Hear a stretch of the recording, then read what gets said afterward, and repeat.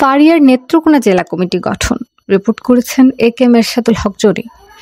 অধিকার আদায় আমরা সবাই একসাথে, এই স্লোগানে ফার্মাসিউটিক্যালস রিপ্রেজেন্টেটিভ অ্যাসোসিয়েশন নেত্রকোনা জেলা শাখা কমিটি গঠন করা হয়েছে।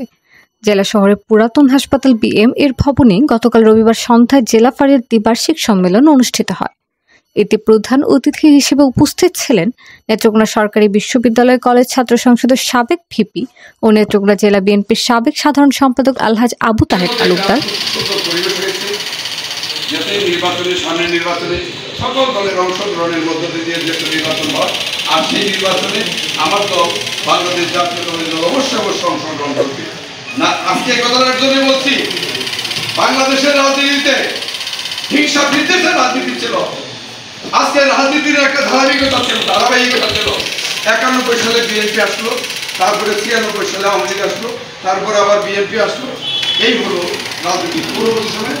বিশেষ অতিথি হিসেবে উপস্থিত ছিলেন নেত্রকোনা জেলা প্রেস ক্লাবের সদস্য সচিব মোহাম্মদ কিবরিয়া চৌধুরী হেলিম, নেত্রকোনা জেলা স্বেচ্ছাসেবক দলের সভাপতি মোহাম্মদ সোলাইমান হাসান রুবেল, কেন্দ্রীয় কমিটির উপদেষ্টা মোহাম্মদ মুজাহিদুল ইসলাম লেলিন, সাধারণ সম্পাদক হাবিবুর রহমান, সহসভাপতি এ.এফ.এম. শহীদুল্লাহ এবং সাংগঠনিক সম্পাদক ইয়াজুল লিটন।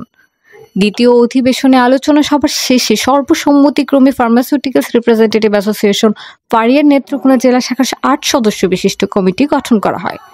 মোহাম্মদ মোবারক হোসেনকে সভাপতি, মোহাম্মদ তাজুল ইসলাম সুমনকে সিনিয়র সহসভাপতি, মোহাম্মদ আব্দুল জব্বার ও রাজীব হাসান শেখকে সহসভাপতি, পলাশ চন্দ্র সাহাকে সাধারণ সম্পাদক, মোহাম্মদ মামুন হাসানকে যুগ্ম সম্পাদক, মোহাম্মদ রবিন চৌধুরীকে সাংগঠনিক সম্পাদক এবং আব্দুল আওয়ালকে কোষাধ্যক্ষ করে কেন্দ্রীয় কমিটির উপদেষ্টা, মোহাম্মদ মুজাহিদুল ইসলাম লেনিন বাংলাদেশ ফারিয়ার কেন্দ্রীয় সাধারণ সম্পাদক, মোহাম্মদ হাবিবুর রহমান হাবিব স্বাক্ষরিত 8 সদস্য নেত্রকোনা জেলা শাখার নবনির্বাচিত কমিটি অনুমোদন করেন।